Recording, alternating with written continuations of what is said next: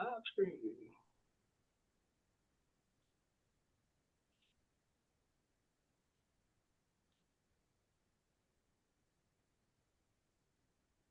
Live stream.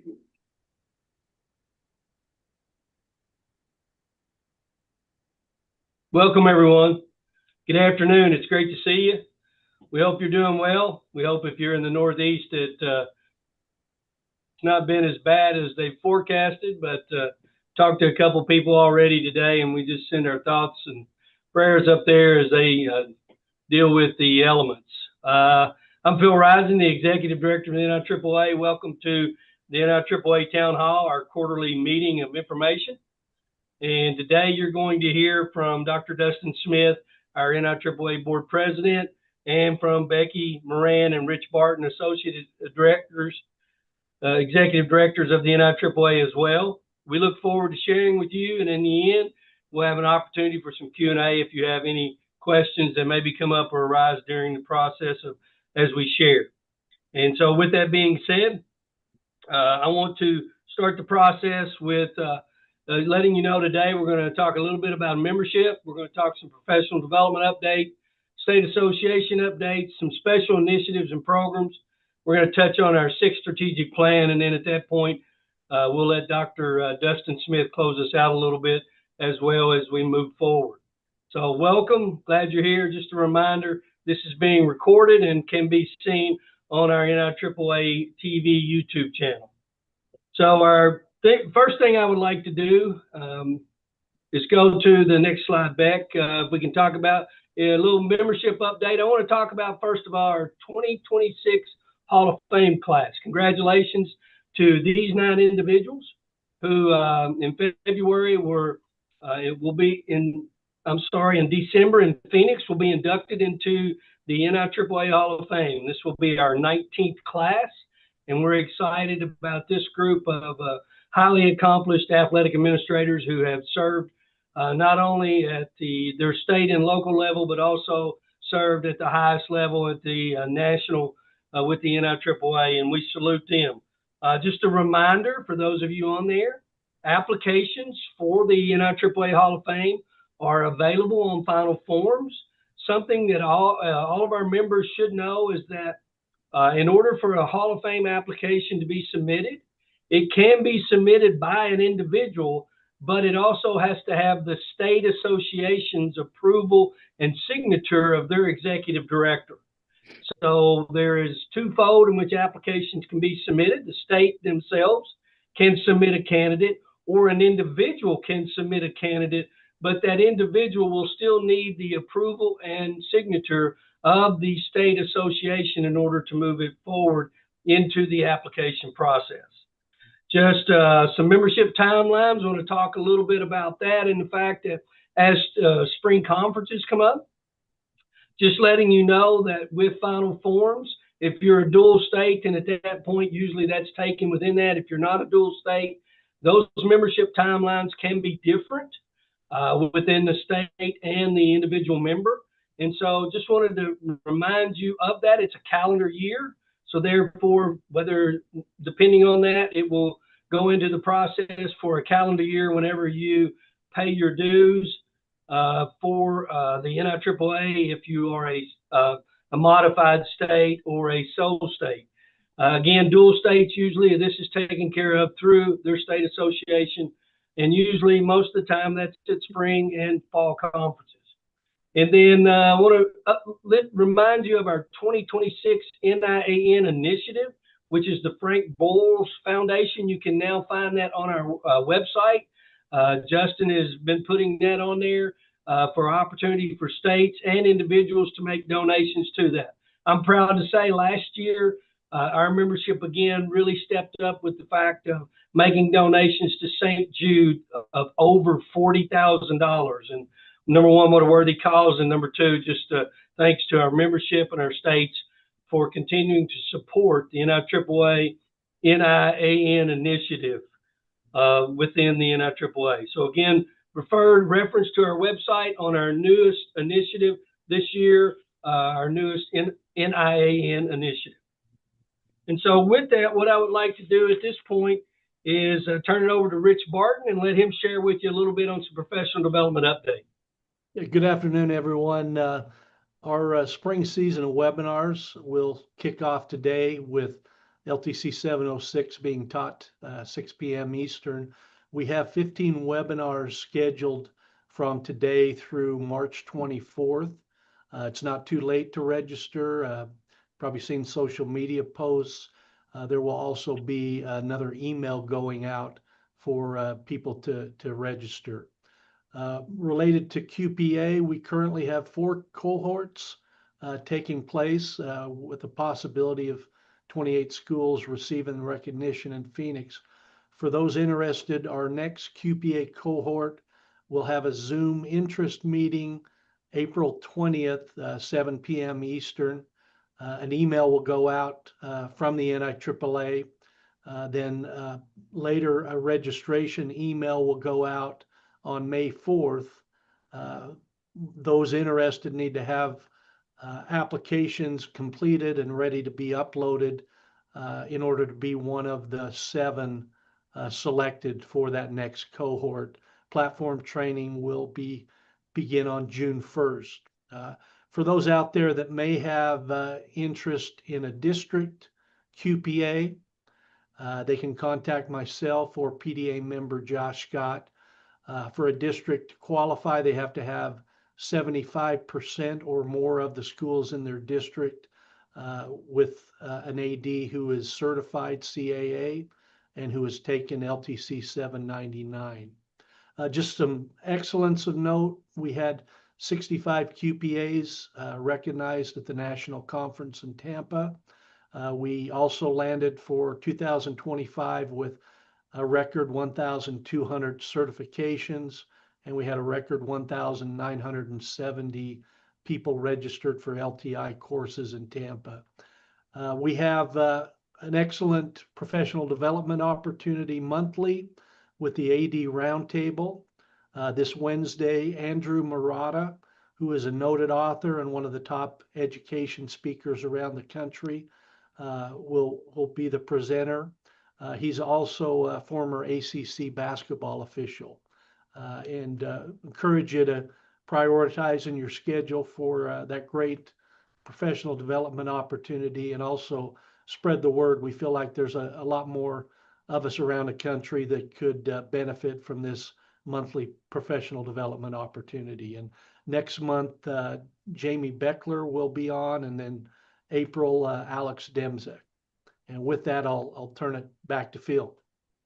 Hey, thanks, Rich. I just want to kind of share with the group a little bit about our Cognia site review. As you know, in Tampa, we had 2 members from Cognia who came to visit the conference. Prior to that, there had been 4 other members who had reviewed all the data, primarily that had been submitted and uploaded into the platform, the Cognia platform. And so it was a very thorough forensic type audit, primarily of our curriculum programs that we offer, our leadership training programs, and all the programs that we're offering now. And again, I'm proud to say and honored to say, first of all, I want to give a shout out to our chair of the accreditation committee, Holly Farnese, and vice chair Doug Kuhlman, as both of them, along with the accreditation committee worked outstandingly in this process, planning for over the last 2.5 years in preparation for this, in order to get everything ready for the site, for the document load and for the site visit. And we got Dr. Steve Oborn presented at our board meeting via Zoom and shared with the board a lot of positives going on with the NIAAA. And I'll just share that they had 2 noteworthy practices. Number one was the fact that the extensive course offerings developed leadership and interscholastic athletics and administration. And it talked about the fact that we serve primarily over 50 states and internationally. And then the other thing, it talked about the extensive commitment to cultivating individual and collective leadership among stakeholders. And so gave us a couple areas in which they felt like that we could do better in, and primarily those are related to evaluations and the fact of the data that we solicit and seek from those that have participated in leadership training, those that have participated in webinars, and those of our online courses. and those that are now participating in the QPA and NIAAA. So the PDA staff, we will start working on that process of trying to maybe shore that up a little bit, making sure that we're looking a little bit more at longitudinal data along with the formative and summative assessments that we're working with. But overall, an outstanding report, another thing to celebrate, and you will see us over the course of the year through the section meetings, and as we move forward into Phoenix, we will be celebrating the success of the fact of being an accredited body, which represents the professionalism, which represents the fact that the value of being an athletic administrator in the placement of professional development. So again, just celebrating success there. And so at this time, after those updates, I'd like to turn it over to our NIAAA Board President, Dr. Dustin Smith. Thank you, Phil, and thank you all for joining us on this town hall. Excited about this opportunity to share with you just kind of the theme that I'm challenging our board with this year, and that's to make excellence normal. And as we look at those words, I want to kind of talk through what that looks like. Make is an action. It's what you're doing every day to do what you do. And I think excellence is all around us. We just got to be aware of what that is and maybe be more cognizant of what's around us. So let me tell you what excellence is not. Excellence is not perfection. Excellence is attainable, and it is attainable for anyone. We just need to look around us and see what that is. Stephen Mackey, a couple of years ago in Austin, he talked to us at the National Convention and said, excellence is bringing the best of you to whatever's in front of you always. So that's what excellence is. The best version of you to whatever's in front of you always. There's no excuse. You can't say, I wasn't feeling it today. The best version of you, bringing that every single day to whatever's in front of you always. And I use the example with our board about shopping carts.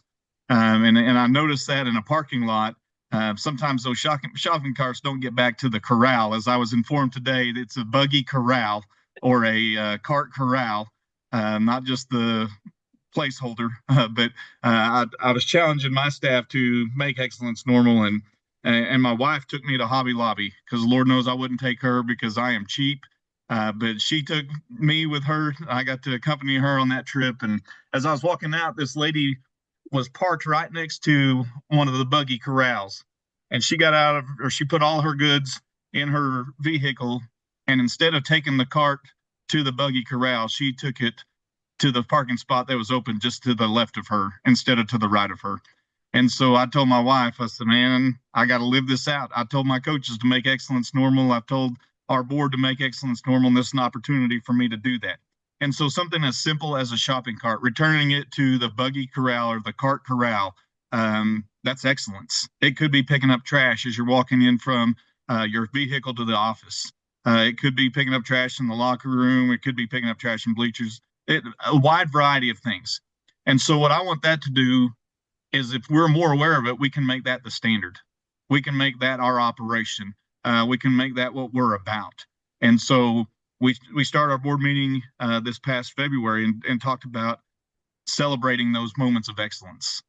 And it brought people's attention to moments of excellence that are all around us. So I want us to make excellence normal, make that to be our standard habit. And you'll see in the design of the theme, there's a home plate there. And the reason why home plate there is because home plate is different than every other base in baseball or softball. They don't call it fourth base. It's home plate. And that is where the standard is. And home plate is the same 17 inches, whether you're in Little League or you're in the pros. That's the standard. And so for us, I want excellence to be the standard. I want excellence to be our home plate. We won't widen that for anybody. The standard is the standard, and we're going to make that the standard. So excited about the opportunity to celebrate excellence that's all around us. And I want to challenge you guys to be aware of those moments of excellence that are around you and celebrate those moments, because what gets celebrated gets repeated. And so if you continue to celebrate those and you recognize excellence, then others will start seeing that and they'll start celebrating that as well. So that's the theme in a nutshell of where we're trying to go as a board. That's what I'm trying to do as an individual. And I hope you'll join us in that process as we continue to look for ways to make excellence normal. Thank you. Thank you, Dustin. Appreciate that deeply. Just a quick update from myself. As Dustin's already alluded to, we had the board in here. We started February the 3rd with on-site course reviews for two of our legal courses, 506 and 510. 506, we're kind of in a holding pattern as we've got it to a certain point, but we're waiting on the Supreme Court to kind of issue a decision. As you know, 506 deals with Title IX and sexual harassment, and so therefore we're waiting on that, but we're in a good position. So we had that meeting. We brought the Professional Development Academy in and reviewed for a day and a half our curriculum, and then gave them some time to work on primarily some of their responsibilities in preparation for upcoming summit, preparation for upcoming national conference and things like that. And then we had the board come in, and as Dustin alluded to in the fact, he really set the table really well with sharing his theme with the board and expectations as we continue to move forward. And I'll just share with you, in our boardroom, we had several new individuals, one of the largest classes coming in that we've had in a while, and that was with Tabitha Beard, who is our new secretary-elect from Oxford, Mississippi. Scott Drasbick, who is from Flagler Beach in Florida. Scott Drasbick came in representing Section 3. We have Emily Barkley representing Section 6 from Tulsa, Oklahoma. Susan Robbins as the membership elected Susan as our at-large representative from Belfast, Maine, and Missy Townsend from Prescott, Arizona, who was elected as the at-large B. And then our new NEDC rep, Beth Pacella, who joined us from Warren, Rhode Island, who will serve in the liaison position for the next 3 years with the Executive Directors Council representing them. So overall, we had a wonderful meeting, a great meeting. A lot of business was conducted, and hopefully you will start to see the fruits of that. Those of you that attend section meetings, we will start to share a lot of that information at section meetings, starting with Section 7, which starts next week, which is followed by Section 1, which Section 7 is in Las Vegas. And then Section 1 this year is in Saratoga, New York, followed then by Section 6 at a similar time in the middle of March in Hot Springs, Arkansas. So as you can see, the NIAAA, we have 3 section meetings in the month of March. We'll take the month of April off with section meetings, and then we will have a section meeting primarily in May, which will be Section 3, and then we will have our final 4 sections primarily in June. So a lot of great things going on with the NIAAA. We know state conferences are getting ready to begin, and we're excited about that because Rich, Becky, and myself are going to be visiting several of those state conferences, and we look forward to seeing you as well. With that, I want to turn it over to Becky and let her share with us some special initiatives and programs. Thank you, Phil. Hi, everybody. I just want to draw your attention to one of the marketing initiatives that we have as an association. This is done in conjunction with the NFHS. Each year, we work together to create PSAs around education-based athletics. We're in year 15 of these PSAs. These get sent out to radio stations around the country where they are playing our messaging around education-based athletics and the importance of and the value of at no cost to our associations. It's been a really tremendous program that we have been in over the last few years. Just last year, we started a video as well, because we know a lot of you have video boards. But I want you to know that if you go to that website that I just threw in the chat, that is available to you to download for your use at your school. And each of those are going to be tailored to the state that you're in. So if you're from Indiana like we are, we would get from the IHSAA and the IIAA. Here is the messaging that would come out. And the same thing for your state. So I would take the time, get on there. You can use the PSAs, the audio versions for you can use them at your games for commercials. You can put them in on your hold music. You can play it during your school. I think they're great resources for you to use to continue to promote the value of education-based athletics. And then in addition to that, those videos that can be playing in your stadiums and your gyms and your hallways, again, to continue to promote that, put those on your social media, sharing that message of what we do and why we do it. Up next, I want to talk about our 50th celebration. So in 2027, the NIAAA will have its 50th year of NIAAA meetings, and we are really looking forward to that. We have our board of directors put together a committee to work on that celebration plan, and we're excited to be able to roll that out for you for the entirety of the year of 2027. We are going to be celebrating us and where we've come from, and really excited to just dive into the history of the NIAAA, the things that have been accomplished as an association, and be able to celebrate the members that have taken us from where we were to where we are, and looking forward to the future. And then in addition to that, the board of directors also put together a committee to take a look at the NIAAA logo. The logo you see on your screen is the original NIAAA logo from 1977, and the board of directors, through the strategic plan, have taken this opportunity to take a look at our logo to see if it's representative of our association today.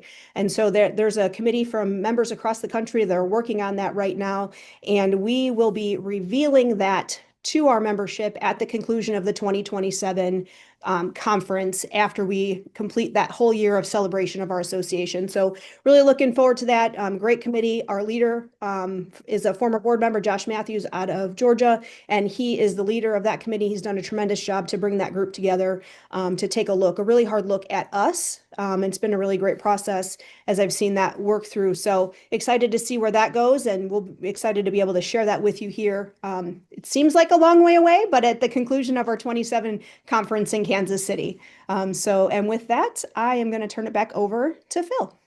Hey, thanks, Becky. To Becky's point, she's absolutely right. Those two task force committees are just doing a fabulous job. And from that, the great work coming out of that, and looking forward to that as we move forward within the growth of the NIAAA. I want to spend just a few minutes to kind of highlight some initiatives that the strategic plan has outlined for us in 2026. Number one, out of the operations component, we will work on establishing an annual training plan for our staff and our board of directors.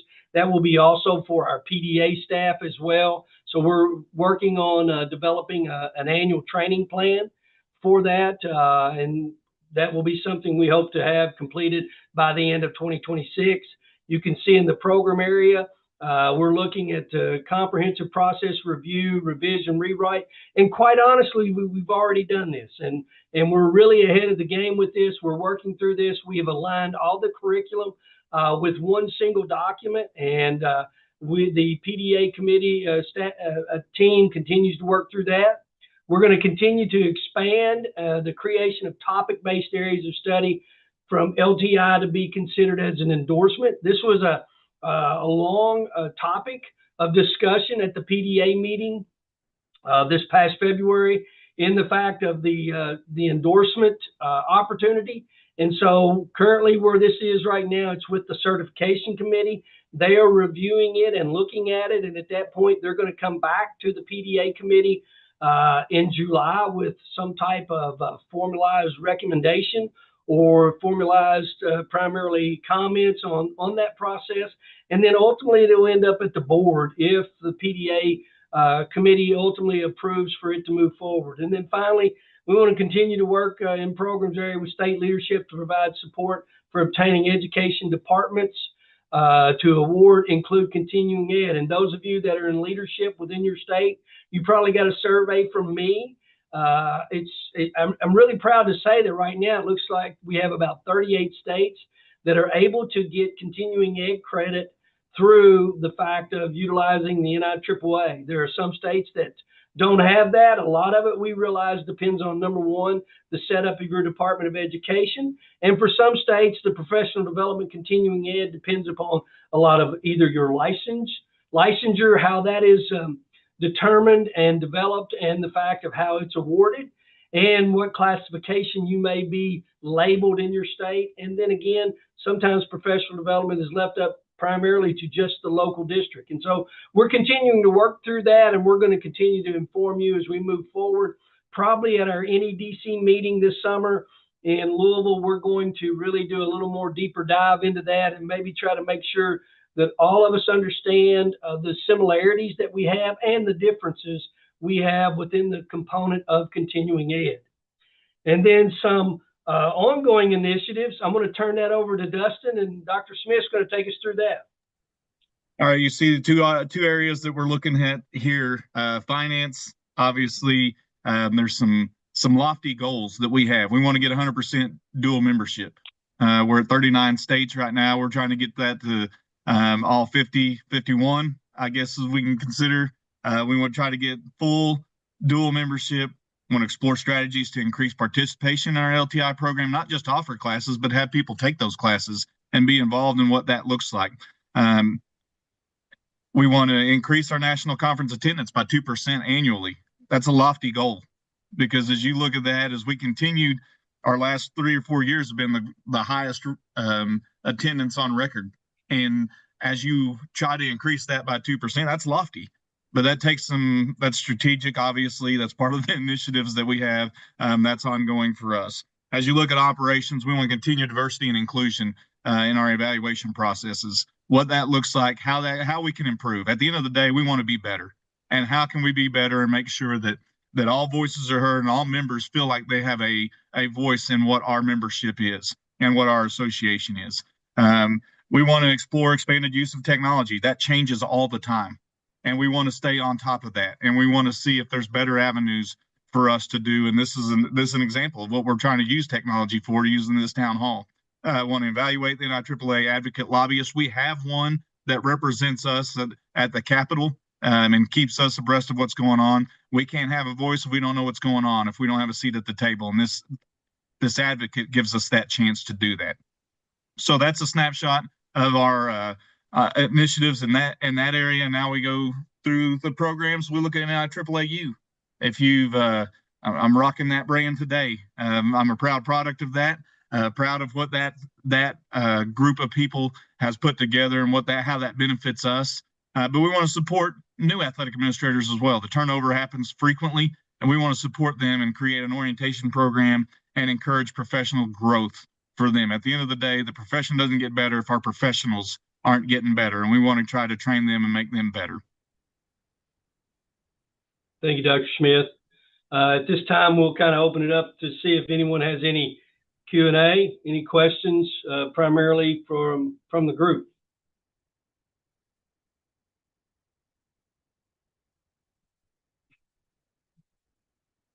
Well, thank you all again for attending. In closing, I want to just make a few general comments in closing as we move forward.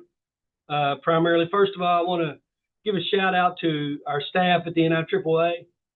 We're excited to have Alex back, who has been on maternity leave. We're excited to have her back, and she has definitely come back and added another level of enthusiasm to the office. Nellie, as you know, is progressing along with going through pregnancy with twins, and expecting her to be sometime deliver those bouncing baby boys sometime, hopefully in May, probably. And so just letting you know that. The other thing I want to share with you is I'm just so proud of our staff and what they do. This morning, we have a staff meeting every Monday. We call it basically Momentum Monday. And this morning, I shared with the staff and the fact that we never know what first impressions are. And as I've been working, I've had an aunt that passed away. I was working as her estate manager. I had to go to a bank to try to transfer some of her money into another estate account. And the gentleman that was working with me, he looked at me and he said, "Now, what is it that you do?" And I shared with him primarily the NIAAA's mission and vision and purpose. And he immediately looked at me and said, "Oh, yeah, I know all about you." He said, "I was doing some prospecting and I walked into your office on 9100, and he said, there was the nicest lady that absolutely just left the most wonderful impression. And I walked out of there thinking, man, I want to work there." And first of all, that was Kathy. Second of all, I say this. If you're ever in Indianapolis, we ask you to please stop by and visit us. We would love for you to come by and see your office here at the NIAAA. So with that being said, Becky, Rich, Dr. Smith, anything else you all want to add? It's great seeing everyone. Please stay safe, stay warm throughout the fact, and hopefully spring will be here soon before we know it, but just appreciate what you're doing daily to lead in your state in education-based athletics for our student athletes.